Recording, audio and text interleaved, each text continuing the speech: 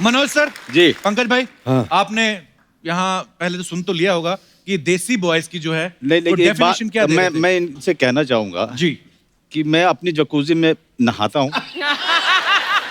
मेरे पास कोई कुत्ता नहीं है और दूसरा मैं कमोड के ऊपर बैठ के नहीं करता हूँ, आराम से करता हूँ। लेकिन मैं इनको एक बात बताना चाहता हूँ कि देखिए, हमने जब पढ़ाई शुरू की थी तो झोपड़ी में हमारे गांव में, जैसे कि पंकज ने भी की, गांव में जब हम जाते थे तो वहाँ पे पानी का तो कुछ सिलसिला ही नहीं होता था, कोई टॉयलेट का भी सिलसिला नहीं होता था। तो विश्वास भाई, मैं आपको बताऊं कि हमने उस तरह से साफ किया है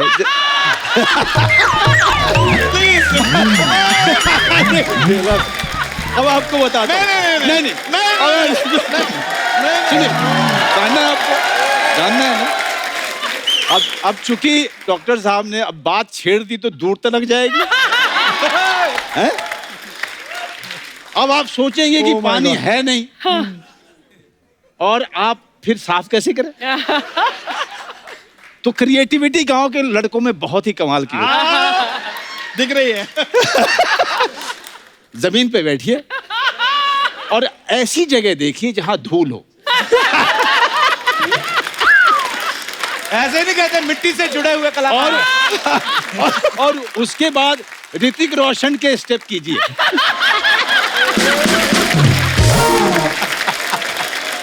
पर ये जो आपने किस्सा सुनाया ना, बचपन याद आएगा। पंकज भाई कुछ आया याद आपको बचपन? नहीं, मैं एक चीज इसमें और ऐड कर दूंगा। देसी का सर ने इंट्रोडक्शन दिया, देसी क्या होता है। तो देसी जो है ना, देसी घी भी होता है। वो इतना दुर्लभ है कि उसके नाम पे शहरों में नकली घी मिलता है, लेकिन लिखा होता है देसी घी। जी, लेकिन इस माया नगरी में आप दोनों देसी घी के वो डिब्बे हैं जिन्होंने कमजोर से कमजोर फिल्मों को भी ताकत दे दिया, खड़ा कर दिया। दोनों आज इतनी मजेदार बातें होने वाली हैं कि आइए यहाँ पे विराजमान हो जाइए। जोरदार तालियां हो जाए एक बार हमारे अतिथियों के लिए। अरे कहीं बैठो। पंकज भाई जो भी कर रहे हैं, सुपर हिट कर रहे हैं, चाहे वो बैक टू बैक फिल्में हो या वेब सीरीज हो, यहाँ तक कि अगर टीवी शो में भी आते हैं तो वो भी था कपिल शर्मा शो में। अपना डाल लिया। मतलब एवरेज चीज तो करते कोई नहीं। भाई आपकी सारी फिल्में धड़ाधड़ हिट जा रही हैं, हर फिल्म में आप होते हो। आपकी डिमांड ज्यादा है कि बंगलों का लोन ज्यादा है आपका? बहुत अच्छे। मैं रोज अपनी बालकनी में आता हूँ इन दिनों जी, और अर्चना मैम का बंगलो दिखता है मुझे। मड में शिफ्ट हुए मेरे हैं। पड़ोसी बन गए आप। हाँ, हम दोनों पड़ोसी हो गए हैं। नजर लागी राजा तोरे बंगले पे। नहीं, EMI तो कम ही है, क्योंकि इतना कमा के चुका दिया पहले ही। डिमांड बहुत है, लोग प्यार करते हैं, क्या बात है, चाहते हैं। बड़ा दिल खुश होता है सर। क्या बात। और मैंने पंकज को पूछा है, आपको तो मेरा बंगला दिख जाता है, मुझे पता नहीं आपकी बैल्कनी कौन सी है। मैं आपकी इतनी बड़ी फैन हूँ कि मैं दूरबीन खरीद के आपको मैं ऐसे देखने वाली हूँ, because I am a huge fan. Huge fan. कल सीधा जाना, अगर जब भी आपको जाना, दूरबीन वूरबीन से मत देखना। देसी आदमी है, कपड़े तो यहाँ पहन के आते हैं।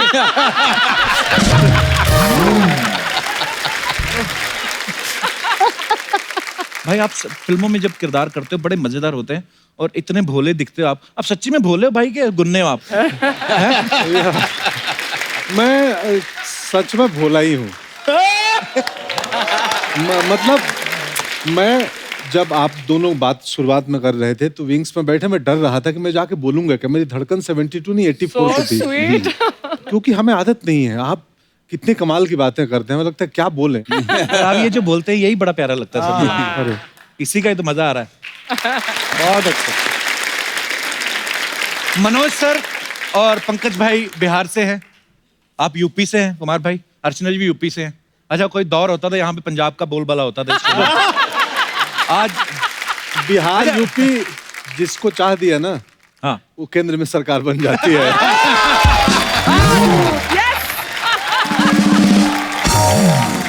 ये वही है जो भी कह रहे थे मैं भोला हूँ। कटाक्ष आता है, एक आता है, कहा के आता है। तो मेरा सवाल ये था सर, आप बिहार से हैं, आप यूपी से हैं, आपकी दोस्ती कैसे हुई? देखो, बिहार और यूपी जो है ना, वो हरकतों में साड़ू हैं। कैसे मतलब? साड़ू समझते हो ना? हाँ हाँ। नहीं, कई जगह अर्चना जी साड़ू समझते नहीं है। मैं एक बार आईआईटी में गया तो वहाँ बिल्कुल एक बॉम्बे स्टाइल की लड़की थी, तो मैंने साड़ू बोला तो लोग हंसे। तो उसने मुझसे पूछा, sir what is saadu? There was a huge laughter. तो मैंने उसको कहा कि एक ही दुकान से लुटे हुए 2 ग्राहक, तो साड़ू कहलाते हैं।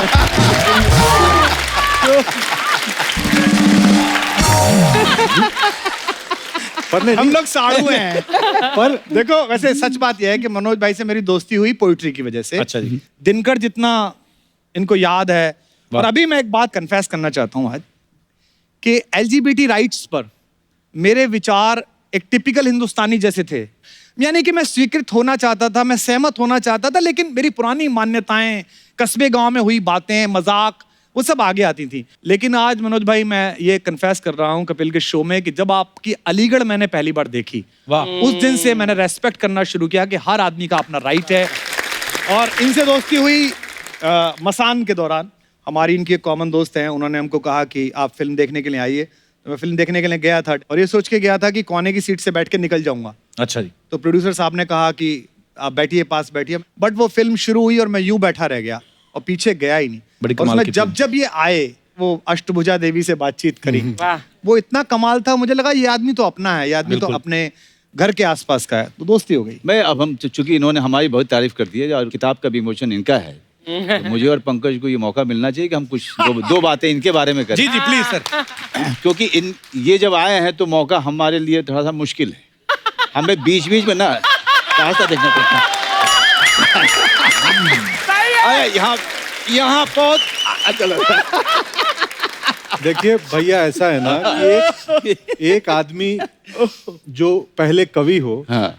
फिर वो नेता बन जाए, समझ रहे हैं? डेडली तो कॉम्बिनेशन। कितना खतरनाक संयोग है। ये तुम तारीफ कर रहे हो कि निंदा कर रहे हो? ये वो आदमी जो कह रहा था मुझे बोलना नहीं आता है। लेकिन कुमार के बारे में एक बात मैं बताऊं कि जब हम लोग 30 के आसपास हो रहे थे, उस समय में हमारी पूरी की पूरी कोशिश ये थी कि हमारी अंग्रेजी अच्छी हो जाए। अच्छा जी। मैं अंग्रेजी को भाषा नहीं मानता, खास करके इस हिंदुस्तान में, क्योंकि इसको भाषा के तौर पे कभी लिया ही नहीं गया। इसको एक स्किल के तौर पे लिया गया कि अगर ये आपको नहीं आता है तो आपको मौका नहीं मिलेगा। तो उस दौरान में एक युवा कवि आता है और पूरी की पूरी जो साहित्य है उसको पलट के रख देता है, उसको जनमानस तक लेके जाता है। वाह। और वो है कुमार विश्वास। क्या बात है। और ये काम अपने समय में दिनकर साहब ने किया था, जब उन्होंने जो क्लिष्ट हिंदी थी उसको उन्होंने बोलने चालने की भाषा में परिवर्तित किया और उसमें बड़ी बड़ी बातें की और गांव-गांव तक कविता को पहुंचाया था। और वही काम श्री हरिवंश राय बच्चन जी ने भी किया। क्या बात है, वाह। 2 लोगों ने किया। हमारे समय में जब कपिल शर्मा अपने एक शो से बहुत बड़ा स्टार बनता है, मेरे लिए वो फक्र की बात नहीं है। मेरे लिए फक्र की बात यह है कि एक आदमी आता है और इतने बड़े मन से अपनी भाषा पे गर्व करता हुआ यहाँ खड़ा होता है और अंग्रेजी वाले लोग भी यहाँ आना चाहते हैं। क्या बात है। Thank you. Really. Pankaj Tripathi जैसा आदमी जब गांव से निकलता है, मेरे गांव के पास के ही हैं, और उसी तरीके की संस्कृति से, उसी तरीके के परिवार से मैं भी आता हूँ जिस तरह के परिवार से ये आते हैं। और आपकी बदौलत मैं अभिनेता बना हूँ। सॉरी काट रहा हूँ, मेरे आप इंस्पिरेशन है। अरे thank you very much. Actually ऐसा हुआ मनोज सर, आज आप साथ में आए हैं, लेकिन जब भी पंकज भाई आए हमेशा उन्होंने आपका जिक्र किया है कि कैसे उनका आना हुआ। सॉरी आपकी मैं थोड़ा शर्मा जाता हूँ इसलिए क्योंकि एक किस्सा इसने मुझे वासेपुर के दौरान सुनाया था। तो हम लोग बिहार वाले जो है थोड़ा सा खैनी उनी खा लेते हैं कभी कभी। हमारे यहाँ की सारी सरकारी जो बिल्डिंग है, उनका निचला हिस्सा आप देखिएगा। इसका प्रमाण है। लेकिन नहीं, उसमें मनोज भाई, हमारे अर्चना जी, हमारे सरकारी बिल्डिंग है, उसके निचले हिस्से पे ऐसी अमूर्त कलाएं, ऐसी एब्स्ट्रैक्ट आर्ट बनी होती है कि दुनिया का बड़ा से बड़ा कलाकार आके बहुत देर देखता रहता है कि ये गाय चराता हुआ चरवाहा है कि जलेबी बनाता हुआ हलवाई है। लेकिन मैं इनको विश्वास दिलाता हूँ कि उनमें से किसी भी आदमी ने वो काम नहीं किया होगा जो हमारे गांव से आया होगा। बिल्कुल नहीं। हमारे गांव का आदमी मतलब मुंह में रख करके पूरा दिन निकाल देगा, लेकिन थूकेगा नहीं। वाह। मुझे इससे एक किस्सा याद आया। सॉरी, अब सुना ही दूं मैं वो किस्सा कि हमारे यहाँ 4 भाइयों का और उनके पिताजी हैं, उनका परिवार है। अच्छा जी। तो घर में पान की परंपरा है। घर में ही पान का डब्बा होता है, रखा जाता है। तो पिताजी और चारों भाई बनारस जा रहे थे नहाने, तो घर से निकले, अरे पान बना हुआ हो। तो पान बना और चारों मुंह में डाल लिए। एक बड़े भाई चला रहे हैं, पिताजी आगे बैठे हैं और बाकी 3 भाई पीछे।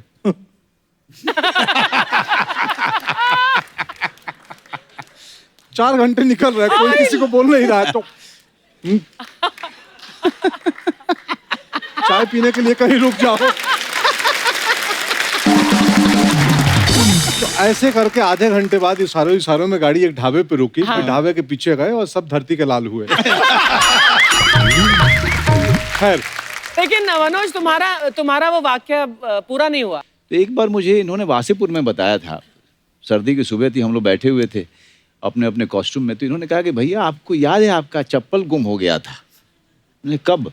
तो मौर्या में आप ठहरे हुए थे, आपका चप्पल गुम हुआ था ना? हाँ हाँ यार, मेरा चप्पल गुम हो गया था, वहां से मुझे मिला ही नहीं चप्पल।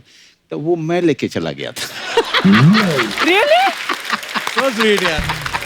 नहीं, देखिए क्या होता है, मैं इस घटना में सब करेक्ट है। मैं अपना वर्जन सुनाता हूँ। हुआ यूं कि अचानक मैं किचन में था, किचन सुपरवाइजर था उस वक्त। तो कॉल आया कि अरे मनोज जी आए हैं। और मैं थिएटर करता था, तो रसोई वालों को पता था कि अरे मनोज बाजपेयी आए हैं। बोले हैं? हम तो मतलब ऐसे थे विस्मृत।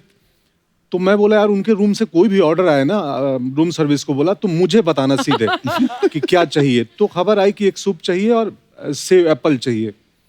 तो मैं बढ़िया 50 किलो एप्पल में से आपके लिए 4 चुनवाए थे।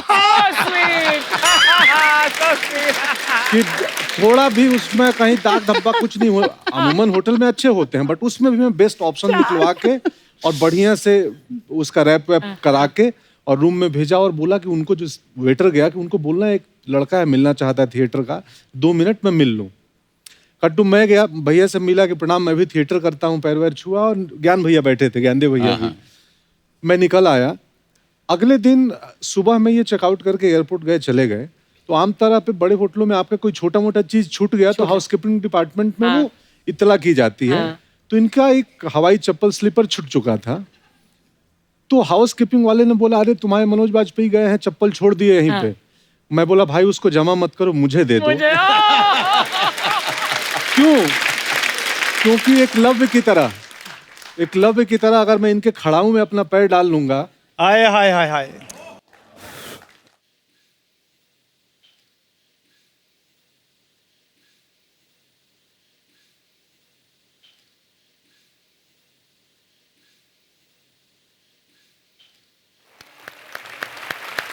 Whoa! How great! क्या बात है पंकज, प्राउड ऑफ क्या बात है, वाह। That is such a sweet story and there's so much emotion in it. मेरे लिए इन सब लोगों की सफलता और इन सब लोगों की बातें, मुझे नहीं लगता है कि कोई भी अवार्ड इससे बड़ा होगा कभी। क्या बात, कभी।